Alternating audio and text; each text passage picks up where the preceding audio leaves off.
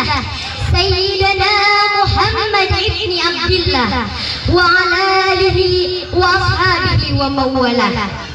أشهد أن لا إله إلا الله وحده شريك له وأشهد أن محمدا عبده ورسوله لا نبي بعده. قال الله تعالى في القرآن الكريم: أعوذ بالله من الشيطان الرجيم بسم الله الرحمن الرحيم سبحان الذي أسرى بعبده ليلا من المسجد الحرام إلى المسجد الأقصى الذي باركنا حوله لنريه من آياتنا إنه هو السميع البصير. وقال أيضا: أعوذ بالله من الشيطان الرجيم بسم الله الرحمن الرحيم إن الصلاة تنهى عن الفحشاء والمنكر. Hadratil mukarramin wal muhtaramin, para kiai, para asatidz wal asatidah, segenap kesepuhan, tokoh masyarakat, tokoh lingkungan, wabil khusus kepada jamaah-jamaah hadirin yang telah hadir di tempat yang mulia ini. Hadirin rahimakumullah, puja dan puji syukur marilah kita panjatkan kehadirat Allah Subhanahu wa taala yang telah memberikan beribu-ribu nikmat iman, Islam, dan nikmat sehat walafiat. Dan tak lupa pula, marilah kita junjung tinggikan salawat beserta salam kepada Presiden dunia, penopang kebatilan, penghapus rasa dendam, yakni Habibana wa Nabiyana Muhammad sallallahu alaihi wasallam, dengan mengucapkan sallallahu ala Muhammad. Mari sama-sama sallallahu alaihi sallallahu ala Muhammad sallallahu alaihi wasallam. Alhamdulillah, sallu ala Nabi Muhammad. Hadirin rahimakumullah, berdirinya Hilwa di sini, Hilwa akan menyampaikan sepatah dua patah kata yang akan menjadi beribu-ribu patah. Hilwa akan menyampaikan ceramah dengan tema Isra Mi'raj. Hadirin rahimakumullah, Isra dan Mi'raj terjadi dalam suatu malam di mana Rasulullah sallallahu alaihi wasallam dibawa oleh malaikat Jibril dari Masjidil Haram di Mekah ke Masjidil Aqsa di Baitul Maqdis hanya dengan menggunakan kendaraan burak. Ini disebut Isra. Di sana Rasulullah sallallahu alaihi wasallam bertemu dengan para nabi yang lainnya dan bersama-sama melaksanakan sholat 2 rakaat, menunjukkan persatuan umat Islam. Lalu setelah melakukan Isra, Nabi Muhammad sallallahu alaihi wasallam melakukan Mi'raj, yaitu beliau naik dari Masjidil Aqsa di Baitul Maqdis menuju ke langit pertama. Beliau menggunakan kendaraan yang sama, yaitu menggunakan kendaraan burak. Di langit pertama, Nabi Muhammad sallallahu alaihi wasallam bertemu dengan Nabi Adam alaihi salam.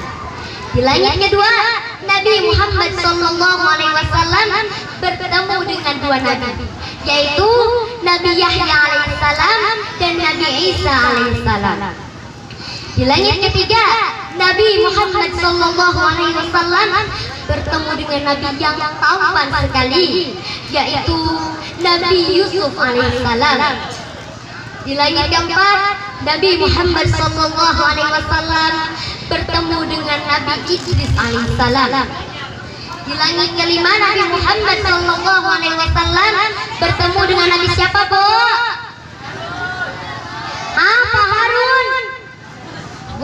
ya. Tapi di langit kelima Nabi Muhammad sallallahu alaihi wasallam bertemu dengan Nabi Harun alaihissalam. Di langit keenam Nabi Muhammad sallallahu alaihi wasallam bertemu dengan Nabi Musa alaihissalam.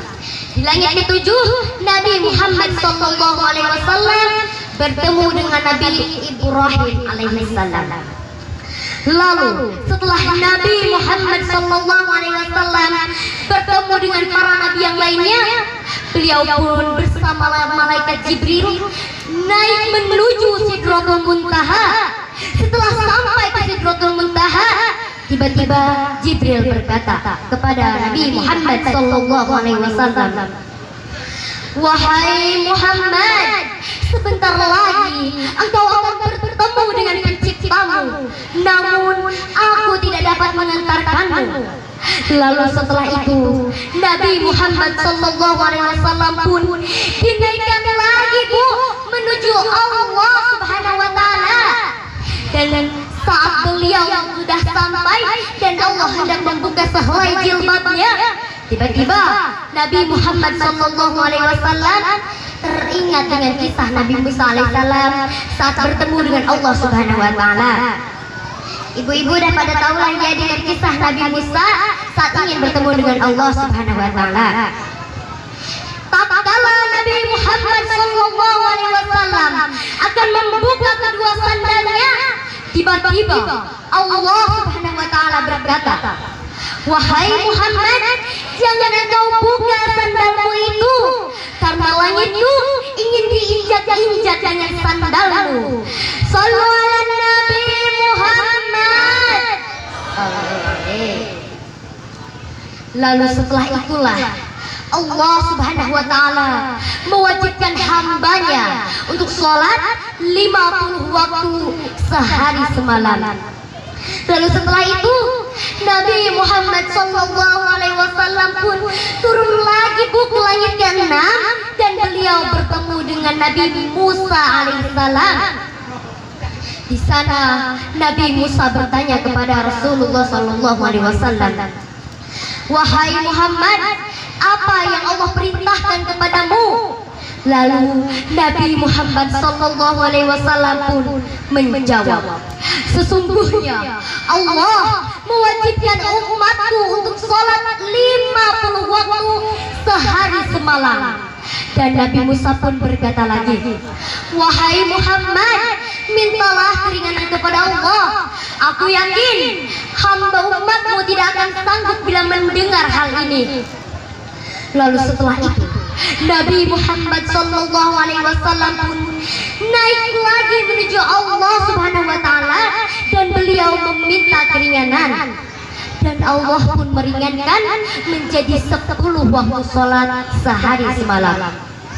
Lalu setelah itu Nabi Muhammad sallallahu alaihi wasallam pun turun lagi ke langit ke-6 dan bertemu lagi dengan Nabi Musa alaihissalam. Setelah mendengar jawaban dari Nabi Muhammad sallallahu alaihi wasallam, Nabi Musa berkata lagi, "Wahai Muhammad, mintalah keringanan lagi kepada Allah. Aku yakin umatmu tidak akan sanggup bila mendengar hal ini." Lalu setelah itu Nabi Muhammad sallallahu alaihi wasallam pun naik lagi Bu ke langit dan meminta lagi keringanan kepada Allah Subhanahu wa taala. Dan Allah pun masih meringankan menjadi 5 waktu sholat sehari semalam.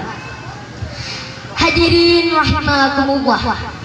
Jadi hasil dari Isra Mi'raj adalah sholat 5 waktu. Banyak dari kita yang merayakan Isra Mi'raj, tapi sholatnya masih bolong-bolong. Sholat 5 waktu aja masih ada yang bolong-bolong, apalagi 50 waktu.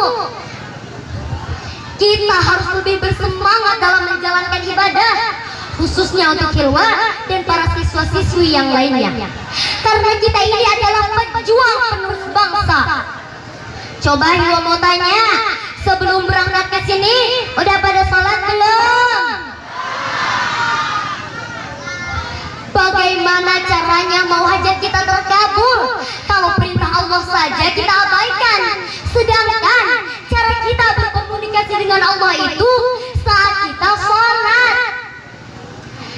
Hadirin rahimakumullah, Allah Subhanahu wa taala berfirman, A'udzu billahi minasyaitonir rajim. Bismillahirrahmanirrahim. Inna sholata tanha 'anil fahsya'i wal munkar. Karena sesungguhnya salat itu mencegah dari perbuatan keji dan munkar. Terkadang kita sering melihat pergaulan bebas di mana-mana. Itu karena kita tidak membentengi diri kita dengan sholat yang benar. Bu, Pak, dan teman-teman, sholat itu ada ilmunya, ada syarat dan rukunnya. Jadi kita harus tahu itu agar kita terhindar dari perbuatan maksiat. Pemuda-pemudi zaman sekarang mah masih adanya anu gayana diheulakeun ari salat titing. Hadirin rahimakumullah, kesimpulan dari ceramah ini adalah harus rajin salat ya, takut kiamat udah dekat. Ngerti? Mungkin hanya ini yang dapat saya sampaikan, kurang lebihnya mohon dimaafkan. Karena yang benar datangnya dari Allah, yang salah datangnya dari luar. Wabillahi taufiq wal hidayah, ihdinas siratal mustaqim. Wassalamualaikum warahmatullahi